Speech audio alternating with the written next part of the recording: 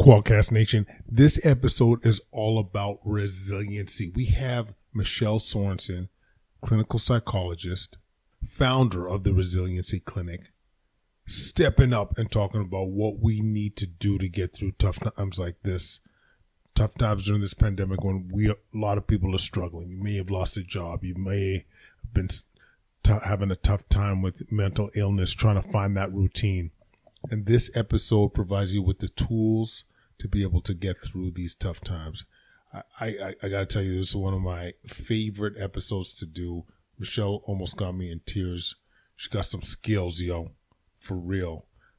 And she's one of our speakers at the Resiliency Conference we're having September 27th, 2 p.m. Eastern Standard Time. You can find it at solvinghealthcare.ca/resilience.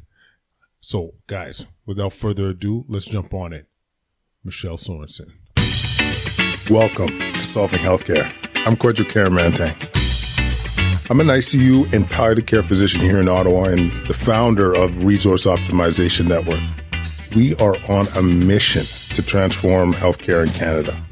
I'm going to talk with physicians, nurses, administrators, patients and their families because inefficiencies, overwork, and overcrowding affects us all. I believe it's time for a better healthcare system that's more cost-effective, dignified, and just for everyone involved. Quadcast Nation, we have the one and only Michelle Sorensen, my former neighbor. It's bittersweet seeing you because I know I'm not going to be seeing as much of you now, but yeah, we were only a few blocks away back in the day. So it is fantastic to see you, Michelle. How are you doing? I'm good. How are you today? Good. And she has more children than I do. She's got children all over the place. Every time you turn around, there's a child. It's fantastic. But you know what? We didn't plan it that way. We thought we were going to have a third like you. And then the twin gene in my family popped up. That's how we got 4. So ta-da! I had the objective that you had, but can you imagine? I would have loved to seen hubby's face that day he found out there was twins. It'd be like, I would have just left. You know what, Quadro? He was actually way more resilient than me in the beginning because for me, having had a couple of children, and I kept hearing my mom, who raised twins, right? I'm a twin, saying, oh, imagine, Michelle, imagine I had 2 of you. And so I didn't have that fairy tale dream of what having twins would be like. I'm like, but yeah, my husband was the strong one in the beginning. He was like, we're going to be okay. We're going to get through. Oh, man, that's fantastic. Speaking of which, we are here today to talk about resilience because, you don't need me to tell you, with COVID, with kids going back to school, there's a lot of people struggling. I see it on a regular basis at work with our colleagues, our nurses, our allied health, our docs. And I thought there's no better person to get on the show to talk about this topic. So maybe we could start off by defining resilience. What does that mean to you? Because to be honest with you, I would have a tough time defining resilience. Mm-hmm. Yeah, I think a lot of people do. I'd say throughout my adult life with my professional training and then even some of my own experiences, it's kind of become this theme. And it's why when I started my clinic a couple of years ago, I had to get the word resilience or resiliency in there. But to me, the simplest way to think about it is it's like the strength of a rubber band, not a brick wall, right? Especially in North American society, there's so much power through, be strong. Certainly you as a physician know in medical training, there's that model, right? You can do it, toughen up. And I think resilience is more about mental toughness and this idea that, kind of like a tree can bend, but it doesn't break, or a rubber band, can we be flexible psychologically and bounce back during hard times? Yeah. Wow. And what a time to be able to have that within us because COVID has really pushed us, and I'd even say before COVID, I do feel this might be not fair, but I just feel culturally we've been less resilient. We're very averse to any form of struggle, any adversity right now. And I almost feel like collectively this has gotten worse. And then you add COVID into the mix. So Michelle, how do you feel what has COVID done or added to this element of trying to collectively build more resilience within our society? Well, I love what you just said about that there has been this trend in our society. Like there's a lot of good focus on our rights and on, making society a better place. But sometimes we could balance all that good with also like, what are our responsibilities? How can we all contribute? I know I've heard you say, okay, we got to step up. Like we're in really hard times. And I worry a little bit about this. Yeah. So if we look at COVID and what is COVID like, like what an unprecedented situation where, and it's like, I'm not saying we could have done it any differently, but it's just the perfect storm of factors, like to have an international crisis, like everyone's in different forms of the same boat, but everyone's dealing with COVID. And we're telling people, especially like young, vital, energetic people, that the way to help is all the things that 6 months or prior psychologists would have said is counter to mental health, like stay home, don't get together with people, don't take risks. Like when you think really society is built on people who innovate and take risks and start new businesses, who go out and meet new people and make new contacts. Like that's how young people get their first job. School is about connections and building community. And often as a psychologist, yes, prior to COVID, I try and encourage people like, oh, we live in this North American society where we're very individualistic and often isolated. So it'd be like, oh, like would joining a gym or a yoga studio give you some sense of community? You'd start to see familiar faces, or what can you do to get to know colleagues better? And then so much of that has been shut down and taken away from people. So like there's different age groups with different problems, but it's hard for everyone, right? Oh man. I mean, we talk about this all the time. Like in the beginning of the year, if you were to say to yourself, hey man, we're going to be locked in our houses in like winter, spring for extended periods of time. And like, I still, when you look back at it, it's been like, holy cow, has the world changed?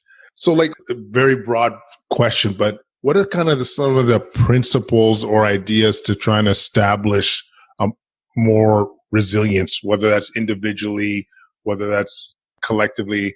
What are some of the principles?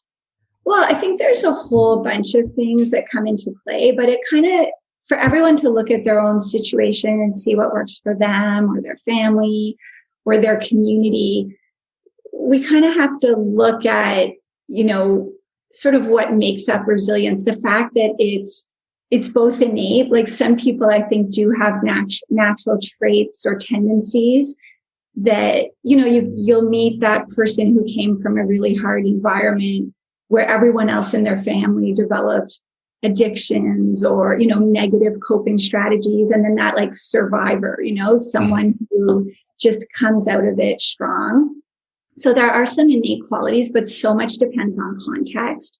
So I guess during COVID, what we want to look at a little bit is, what are the factors within our control? So for sure, in terms of parenting and even us as adults, like the connection we seek out with others, secure bonds and attachment, that is even more important than, say, innate characteristics like intelligence, right? Or like different people have different kind of protective factors.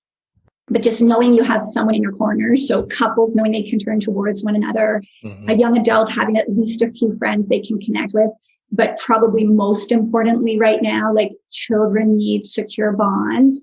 And if they see adults frightened and panicking or negative all the time, I don't say this to put pressure on people, but we have to recognize it absolutely will affect their development, right? Even in war zones, like children need to see some strength from adults, like they need comfort and reassurance. So what I'm hearing is like, especially with the kids, like, and they model what we're feeling or how we're acting. So to giving off that impression, like we can handle this or we'll be okay. They need that security. which I think in and of itself can provide a lot of strength for people, knowing that I need to be strong for my kids. Well, and then it gives you something to affirm, to feel proud of, right? Like, okay, I'm supporting my kids. Like, give yourself credit, feel proud of that. Yeah. But I think of a lot of people that, despite having that as a incentive, would still struggle. And maybe it's more to the point of kind of controlling what you can control. Like, as you mentioned, creating those, like making sure to connect with people that you could rely on, making sure you're connected with your spouse. Well, things like, so much of the way we feel, if high anxiety, which again, come from a place of self-compassion, it's totally understandable right now. But there are, like in psychology, we're more about behavioral science, right? Like, we have psychiatrists and family docs who medicate mood and who do that piece. But we're all about, like, what can we control with behavior to affect our environment? So if we think about I'm a cognitive behavioral therapist, that's my framework. So it's always looking at, within the context of our environment, our thoughts affect our moods affect our behavior. That leads into different physical symptoms. And these 5 factors all interact all the time. So if we even balance out our thoughts, say 25% more, which could be reducing your media by 75%, like only looking at the news once a day for an hour. I mean, many of us are just glued to the news, and most of it is very anxiety producing and not very balanced. Depending where you seek your news, you'll get different types of information, and it can be extremely, especially for people predisposed who are already struggling with anxiety, like the desire for order and control is huge, right? So can we make behavioral choices that help us manage our thoughts, which then helps us regulate our mood? Like, even if your mood is 20% better or 10% better, like every bit better is better. And then it leads into better choices with behavior. If people aren't overwhelmed with anxiety, do they more proactively seek out exercise? Are they less likely to turn to unhealthy coping, which again is totally understandable. There's no judgment here. But I mean, throughout COVID, I definitely hear lots of stories, and it's, again, so understandable, but people are seeking out alcohol, marijuana for comfort. They're eating for comfort. And so we have all these other public health issues, which probably in the end, they feed back into negative thoughts and more negative mood, right? Like people who gain weight because they have emotional eating, and then they're hard on themselves. Well, understandably, it's then hard to be patient when your kids are like refusing to get off Fortnite or whatever it is that's driving you crazy. Like, you're going to snap, then you'll judge yourself. So we want to disrupt that cycle.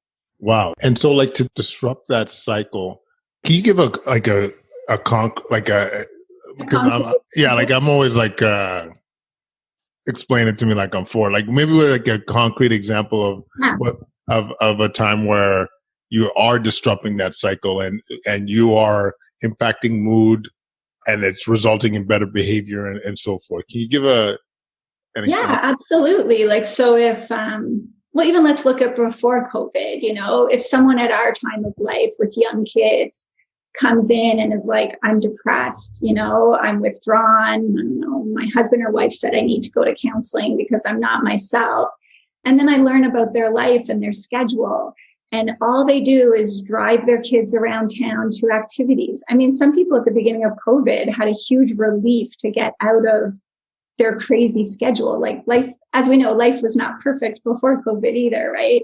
So if they go to work, they come home, they drive to the hockey arena or the dance studio or taekwondo, and because they're on the run, they're grabbing fast food and they never see their spouse anymore. They don't go out for date night because there's no money left after they do all these things for the kids. We would stop and look at that cycle. And from a very compassionate, common sense perspective, I would probably say to that person, you have to pay yourself back. There has to be something for you that you enjoy. Sometimes with moms, I'll say, there has to be at least a half hour to an hour a day that is for something that calms down your nervous system and decreases resentment because you're giving back to you. Like whether you have a bath or you go for a little walk or you go to a yoga class. And a lot of people will say, no, I can't. Like it's not possible. There's no time left, right? Wow. But then if we look at COVID, we maybe had some of the opposite kinds of problems. Again, if we look at different age groups or different people, there's different challenges. But all of a sudden people have nothing to do and no structure. And like one of the things that so worried me in the spring and throughout the summer was how many previously, pretty high functioning families, like, again, understandably, parents gave up. Teenagers and even younger kids up all hours of the night because that's when their friends are online, sleeping all day. Well, no one's going to have good mental health if their sleep schedule gets disrupted like that, right? Certainly not young growing minds. So, okay, if we stop and we say to someone like, what's one little change you can make? So say the person who's run off their feet with their kids, I don't know, they create one carpool that creates one little block of time where, I don't know, on Wednesday night, they go to the gym or yoga, or they create a date night on Saturday night with their spouse. Like one change can often lead to others, right? Because then you see you're rewarded. Like we respond to rewards, like any animals being conditioned, Wow. And I mean, I don't know why I find this a little bit emotional provoking, but the main theme I'm hearing though is like self-compassion, like to really just take time for ourselves to almost have that more of that bandwidth to deal with life in general. Cause I mean, I could speak to many parents that I could hear their voices now. As you said, there's not time for that. I'm too busy or whatever. And, I'm a big believer that there's you could always adjust. There's always room to be able to try and fix your schedule and to make room for yourself. But yeah, you're right. Like the self-compassion is emotionally activating for a lot of people just to stop and try and apply self-compassion. We're not taught that in our perfectionistic, high performers are the winners. I remember hearing you do, I think it was the Ottawa Hospital Facebook Live, where you talked about the messaging from your dad. Like, not trying to put you in therapy here, Quadjo, but yeah, you're gonna. where you said the message was like, you can't be average. And that comes from a place of love, right? Like parents. Yeah. So I've heard both young people and parents debrief like eruptions in their house, or actually worse is the kid swallowing it and not saying anything when they come home with the great report card. And like the dad who says, well, what happened here? And the kid's like, look, all my other marks are great. And, like often parents will be like, you're not going to get a job if you don't do well in school. So this circles back to this need for attachment before anything else. Like if kids will so internalize these anxiety producing messages, but teaching them compassion, like, buddy, you did your best. You can't always, like, I'm always going to encourage you to try your best, but like we all make mistakes. That kid will self-regulate and get back to studying and managing their stress going into exams and probably perform better. It's highly unlikely to take away from performance. And depending on the type of kid or adult you have, you kind of have to fine tune your approach, right? Like kids who are overly perfectionistic, they actually really need to get the message to take the pressure off themselves because they're not going to stop studying. They're not going to they're just going to try, hopefully their brain will get out of that default mode that we have. It's like a survival tool to always be stressed, right? Yeah. Maybe it's my palliative care in me too, but just knowing that a lot of this stems from just being compassionate. And I think honestly, when we look at this journey throughout the pandemic, I feel like that's what's kind of helped is like we're being more available for our fellow man, woman, where I know in our house, like when we stopped trying to homeschool around June and realizing like, you know what, this is not working. We're just going to let go of the perfection. The kids are going to be okay being a month off of senior kindergarten and grade 2 or whatever. Like, it was just such a collective exhale. And at least in our house, like, you could feel like we were just more in sync. We were just a lot more. From trying to do the impossible, right? Yeah. You're trying to do the impossible. And then so that's actually something I've said, probably hundreds of times to people. Yeah, I'd say this definitely comes up a lot with moms, but it's true for everyone. Like, when it feels like too much, can you get away from the question, how do I push through? How do I do more? And instead say, okay, what do I need to let go of? Right? Like, what can I let go of to make this feel more manageable? And yeah, that's like a different message than we often have in our society. But it doesn't mean that we don't take responsibility for what's important. It hopefully means we let go of like the noise, the extra stuff, right? Prioritize, prioritize. Like, it's okay to take a step back. It's okay to not always be hustling. It's okay to connect. And like, just hearing it too, like from an expert in the field, is just like, to our listeners, like, this is your permission to be to take that time and produce that compassion for yourself. Yeah, that it's okay to kind of pause, take something off your plate. But I was thinking, as you were describing that and saying that, it kind of like brings up this emotion. So one of the founders of mindfulness self-compassion, which is like a very popular approach to mindfulness, Christopher Germer and Kristen Neff are two American psychologists that developed it. And actually, I really like how Kristen Neff will talk about her own experience as a parent. She already was immersed in the research in that area, but she had a son who was on the spectrum. And so she described parenting him and how she would get all judgy with herself, and then it would affect her parenting. Like, if she's in a playground and she's like, what's wrong with me? Why is my son the one misbehaving? And then she'd find herself short-tempered, and she realized, like, oh, I'm not practicing what I preach. I'm not being kind to myself.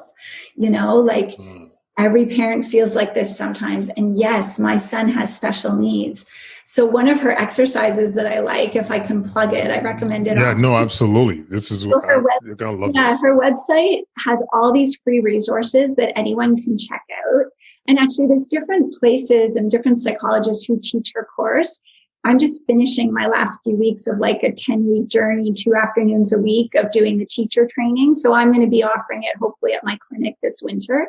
But one of the exercises on her website, which is selfcompassion.org, so it's self-compassion.org, she talks about the self-compassion break. So it's like, when a negative emotion comes up, and I mean, look at COVID, like, again, so much unhealthy, very understandable coping where people try and make the anxiety go away. They like blast out their feelings on social media, or they drink. But instead, what she says is it's like a 3-step process. First of all, you just stop. And the mindfulness is, I'm suffering. So maybe it's like, I'm anxious. Maybe I'm angry. But just noting it. And there's kind of like this background mindfulness Buddhist influence. Like, the Buddhists have always known we all suffer. This idea that we can get through life without suffering, we're kind of setting people up to be disappointed, right? So it's like, okay, this is suffering. This feels hard. Breathe in, breathe out. Try and like literally put your hand on your heart or on your stomach, settle your nervous system. And then you kind of note to yourself, okay, suffering is human. This just makes me a normal human being. So the common humanity is huge to mindful self-compassion. It's like, we all suffer. Everyone has struggled sometimes. And then the third part is, what do I need right now? What can I give myself, or what can I ask for from others to feel better, right? And so it's just this little practice that you incorporate as much as you want in your life. And I think it's really transformative for a lot of people. Wow. I mean, I get a little bit of chills hearing that, like slowing down, acknowledging the emotion and the feeling, and practicing that self-compassion, saying like, this is what it's about, being human. And then taking the time to figure out what do I need? What do we need? Cause I could tell you, I'm just thinking of all my nurse docs, allied health in the height of the pandemic and the months to come, about being able to manage with such trying times and such, like at the beginning of the pandemic, you could feel the tension the second you walk in the hospital doors. And it's too bad, Michelle, too, that we don't promote some of this stuff early. Like, we're a very reactive culture, or reactive in medicine in general. But, I can honestly think of a handful of people off the top of my head that, they heard this could be such a huge impact in their life, that, to be able to have those tools to manage the stress, manage the anxiety. Well, look at this unhealthy expectation put on healthcare that really we needed disaster planners and emergency management people.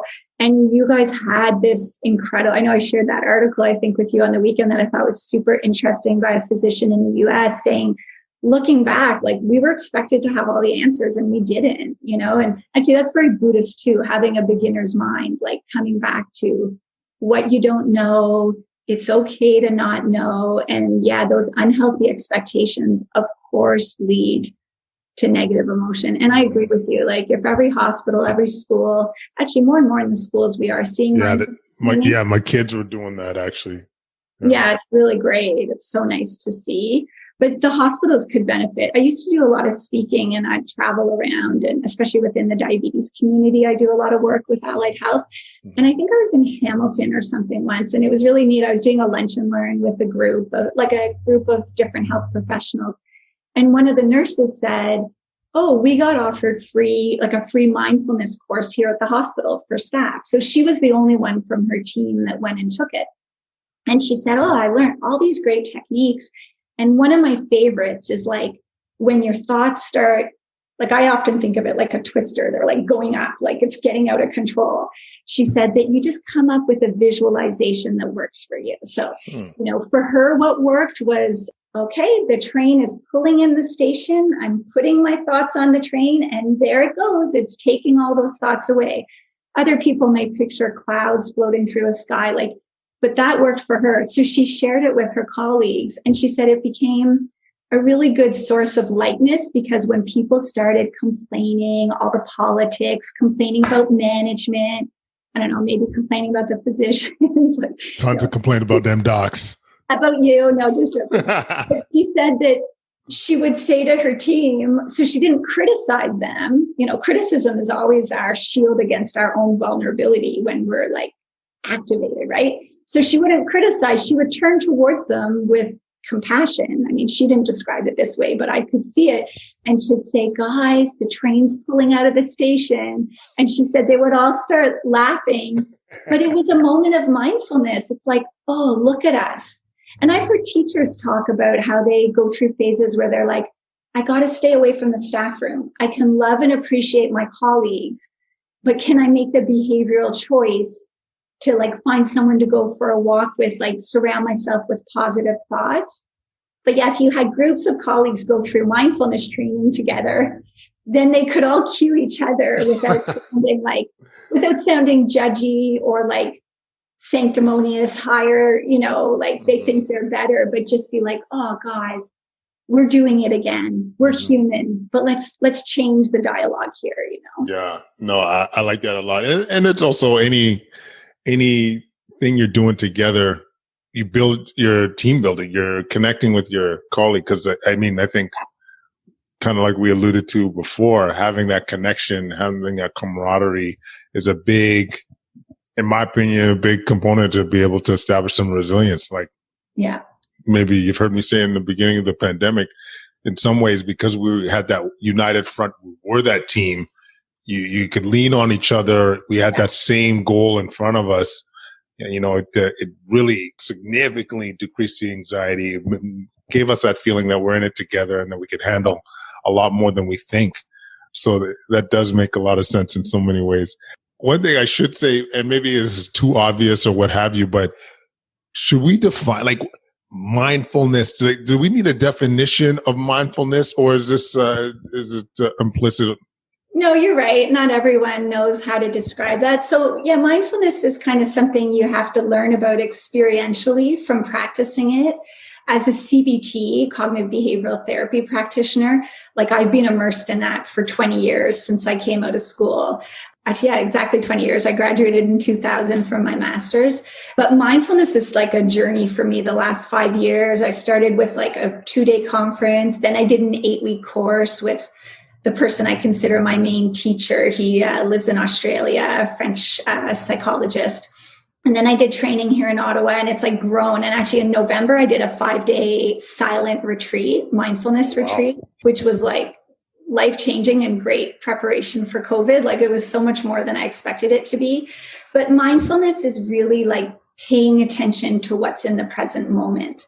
And so people think of meditation, and that's definitely a wonderful way to practice mindfulness. Even if you start with like 2 minutes a day, using an app. There's some really popular apps like Calm and Buddhify. I'm a big fan of Buddhify because you buy it once for like $5 or $6 and then you own it. And it's great. It's got like a wonderful assortment of meditations.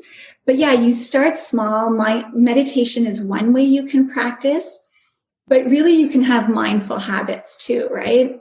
You could make your morning coffee. I don't know, especially for parents this week, like if their kids are in school and for the first time they have some quiet, like sit and have your coffee mindfully, even if it's for 2 minutes without looking at your phone or getting busy with work, just like being in the moment. Or some people, every time they get to a red light, they might be like, okay, breathe in for 4 seconds, breathe out, like just come back to the moment. Because we're so often just running on adrenaline.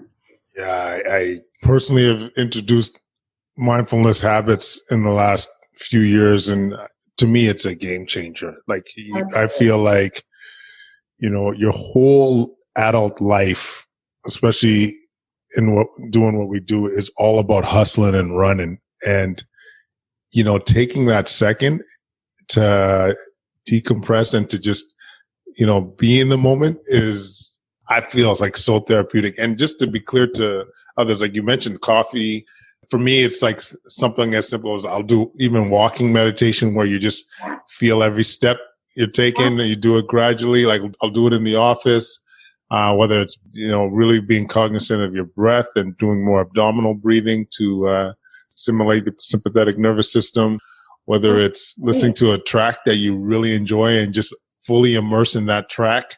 You know what I'm saying? Like lie down on your couch and just listen to music. Don't multitask, right? Yeah.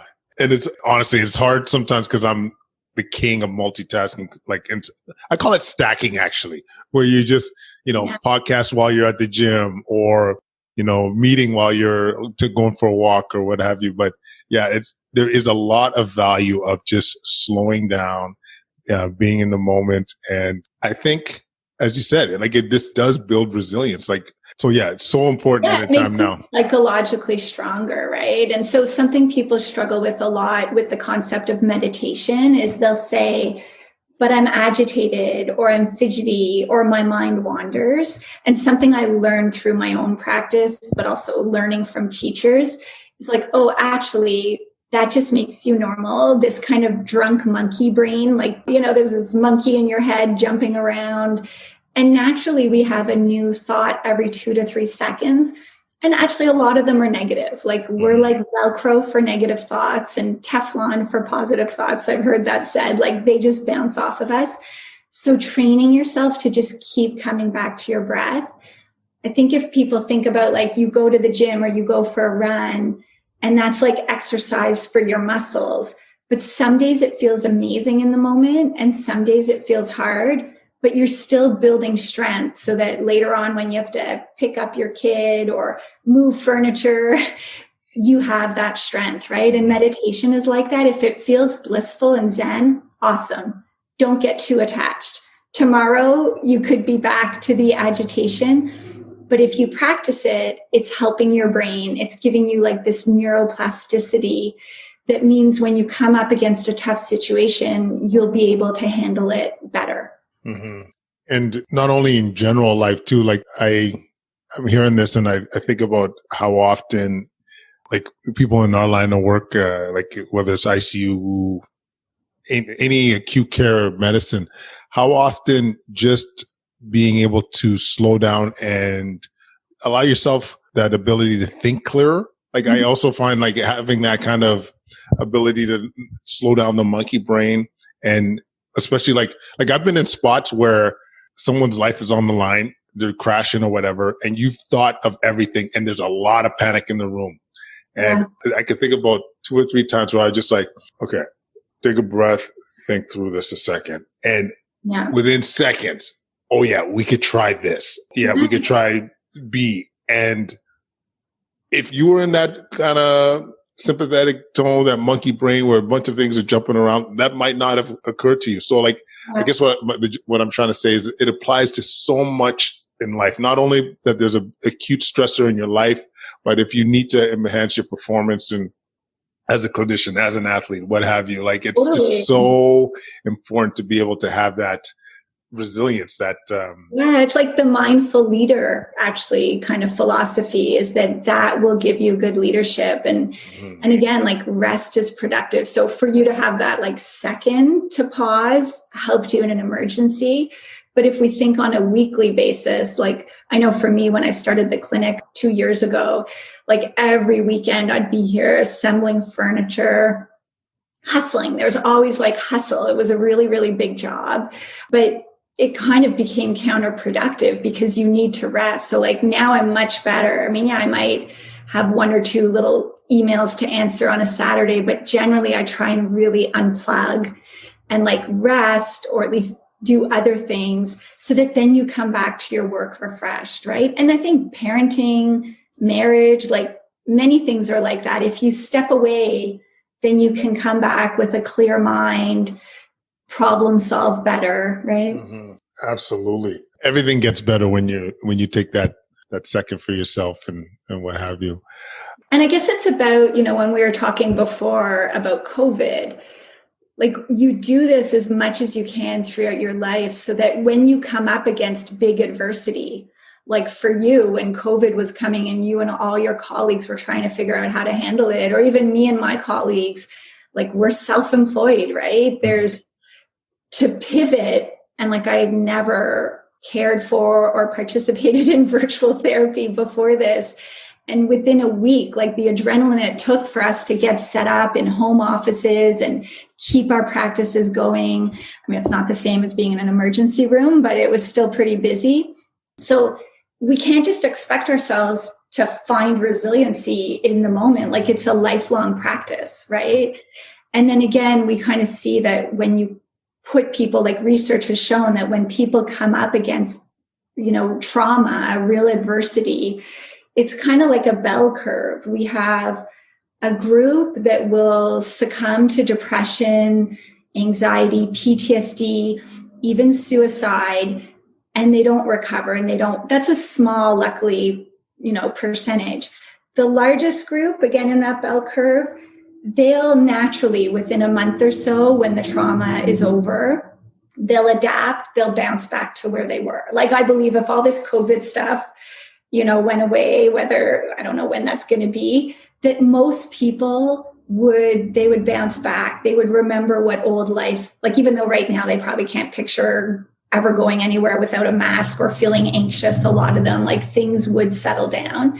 And then there's this percentage of people that actually grow from trauma and they bounce forward. They become bigger, better versions of who they were. So I think the more we teach resilience, self-compassion, mindfulness skills, can we put our society in a place where more are in that middle section, or even the growing, discovering what really matters to them, getting involved in community work, charity work, parenting their kids differently, making the most of family time. Like, are there ways we can teach these skills so that people are better equipped? Yeah, I got chills hearing this because, like, number one, the value of having that resilience, like during the pandemic, the people, as you mentioned, that pivot, that are like, hey, man, this is the adversity right now. We can't just sit by the wayside and just do nothing. We got to think about how we can grow, how we can adjust. Otherwise, we're going to drown. you know, and like we need so many sectors, so many, like as an economy that's going to be dying, we need this in our lives right now. And this is why it's so important. And then that end of that bell curve too, about hearing about the people that would, in fact, be stronger at the end of this. Like I get chills thinking about it just because of, you know, there's a lot of Black Lives Matter issues now. And I think a lot of kids out there hearing that, you know, I think it's an important message. Like there's a lot of adversity in front of you now, but I keep telling young upstarts that want to, you know, become something big, you get through it. You have the right mindset. You're going to be legend. You will be strong. You will be able to be a leader in your community. You'll be able to create opportunities for youth. So all this stems from being strong within, which comes from that element of resilience, and like I said, this is something we can create. It's not necessarily like, as you said, Michelle, some of us are born with more of it than others, but this is something we could build like a muscle, and why not collectively do these things? Because what you're saying, all these steps you're talking about is not, you know, it's not, you don't need years of therapy. It's just taking a little bit more time and being compassionate. You know what I mean? It's a strength-based approach, and it's about looking for meaning, right? Like, I don't know if you ever read Man's Search for Meaning by Viktor Frankl. A number of people know it, but like, amazing story of resilience. He's describing how he survived concentration camps. He was a Jew in the Second World War, dreaming of, as a young psychiatrist, teaching people about resilience, right? So he has that quote I love. I've used it many times in presentations. When you can, it goes something like, like when you can't change your environment, we have to change ourselves, right? Like we have to adapt. So I think if he could do that, and so yes, you're right, like to right now teach young people that, okay, there's like some negative stuff going on in the world, but everything's always falling apart and coming back together, you know, like looking ahead, you will have opportunities to contribute. You can help make, again, that man's search for meaning. You can look for meaning and make meaning out of this, being this generation that missed school and had COVID, you know. Wow. Well, they didn't have COVID, but you know what I mean? Had COVID in their lives. Experienced right? the societal COVID. Yeah. Wow. Yeah. Michelle, you got me thinking of a lot of things and excited about a lot of things, because you and I, amongst others, are going to be doing the summit on September 27th, 2 p.m. Eastern Standard Time. Yeah, Sunday evening, right? Yeah. But yeah, it's an exciting time because we're going to talk about how we can collectively, amongst, you know, child psychologists, couple therapists, and yourself, how we can create more resilience within our society. So I'm really excited to be. Yeah, that'll be great. It's going to be so much fun. By the way, that's at solvinghealthcare.com/resilience. But Michelle, before taking off, maybe tell us a little bit about your clinic and how people can connect with you there. Oh, thank you. So I founded Ottawa South Resiliency Clinic 2 years ago. Our website is ottawasouthresiliencyclinic.com, although we're building a new website, and soon we're just going to be resiliencyclinic.com. But yeah, I have a lovely team of colleagues here, a big group of psychotherapists, most of whom are still taking new referrals. And we have team profiles up, and everyone here kind of, you know, uses a blend of CBT. A lot of people here have mindfulness training. We have a trained mindfulness teacher, Tasia Breisky, who's done a number of 8-week courses here. And actually, I'm about to do a CBT resiliency bootcamp course online. We did it in person at the clinic. It was very good timing, January to March, right before COVID. We were teaching resiliency to a pretty good group of 12 people. So yeah, we try and be as innovative as we can and just try and contribute to the community and put some good energy out there and help as many clients as we can. That's exactly what you're doing, Michelle, putting that good energy out there. We need more of you out there, and I really appreciate the stuff you're doing. And I can promise you, you are going to be striking a chord with somebody out there listening right now, because you struck a chord with me, and this is just leaving this conversation saying like, this needs to be emphasized. This needs to be put out there. It's just too important. Can I leave with one thought then, just to Yes. give people, if people are thinking, okay, how do I start working on this? Something from the resiliency boot camp that we worked on, that's kind of like a little exercise, takes a minute or two a day, but it kind of combines mindfulness, stopping and paying attention, with CBT, balancing your thoughts, is to keep a little gratitude and affirmation journal. So research shows that when we practice gratitude, like when you and I are thinking, okay, we're lucky, our families are safe, we live in nice homes during lockdown, things like that. Like, gratitudes are great because they make you feel better. But affirmations are kind of going a step further. It's this giving ourselves credit. It's not being conceited. It's not being, too prideful. It's just giving yourself credit for the hard work you're doing. So if you were to think, okay, my kids have a secure home because I've worked hard to provide that. Kathy and I have worked hard to provide that. That's an affirmation. So someone writing in their journal, okay, I'm grateful the sun was out today. And, an affirmation would be, and I'm going to give myself credit that I took 20 minutes to get outside on my own or with the kids. So, it's that idea of just like point form, trying to put pen to paper. And again, you're retraining your brain. You're getting out of that default mode of like, oh my God, the world is falling apart, and getting back to what you can control.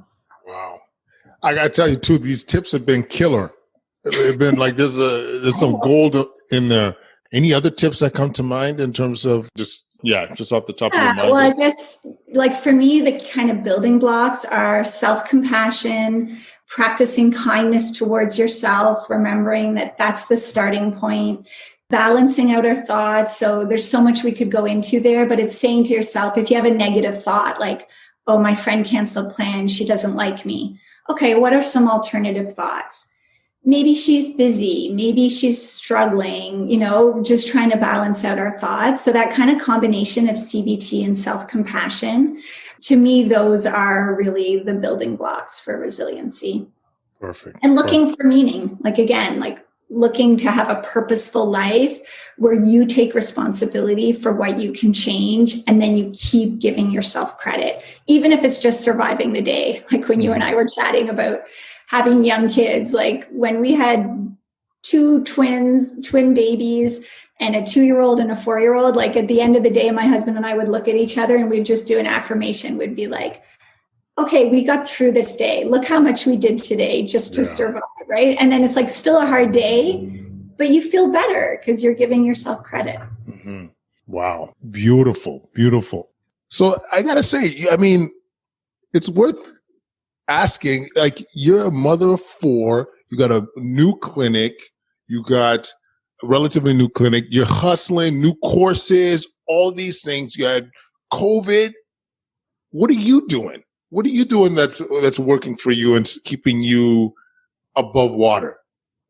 Well, I mean, like everyone, I definitely have my moments. I did not have a good sleep last night. I was probably looking at too much news yesterday, or, I watched a not relaxing show before bedtime. I should have chosen something more relaxing to do. And I was kind of restless. So it's an ongoing practice, right? We're actually expanding the clinic. We got a second location within this same development.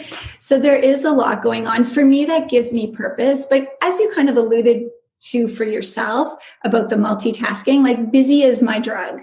And so I have to be self-aware that the thing, and my husband is a great checkpoint because he's very good at like stopping and opening a book, or he's hard working, but he's really mindful that way. So no, I have to be mindful too. And when things aren't so balanced, I have to, just start by changing one thing. Mm-hmm. But I am a big believer in just overall health habits to help with the psychological state. Like I try and eat well, manage my health, keep active. And again, just self-compassion, recognizing that you can't hit it out of the park every week in every area of your life, right? You just keep coming back to balancing it out the best you can. I love it. I thought I'd throw that out there. It's great to hear some of how you approach it. None of us are perfect, right? 100%. Yeah. So, Michelle, thanks again for doing this. I look forward to us connecting on the 27th. This sounds like it's going to be fun. It's going to be a lot of fun. Kathy's looking forward to it too. And Awesome. Thanks again. Thank you so much. Have a great rest of the day. Quadcast Nation, tell me that wasn't excellent.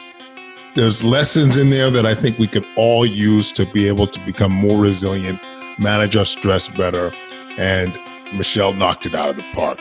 And so if you guys loved what you hear, leave comments at quadcast99@gmail.com. Follow us on YouTube, Instagram, Facebook at Quadcast. Leave a 5-star rating or review wherever you listen to podcasts. And guys, you heard it. September 27th, solvinghealthcare.ca/resilience. It's going to be an excellent virtual summit, and we're going to give you the tools to help us all get through this. So make sure to connect. Donations, by the way, 20% of the proceeds are going to our charity, Bridges Over Barriers, so jump on that train. So guys, thanks again, and we'll connect again real soon.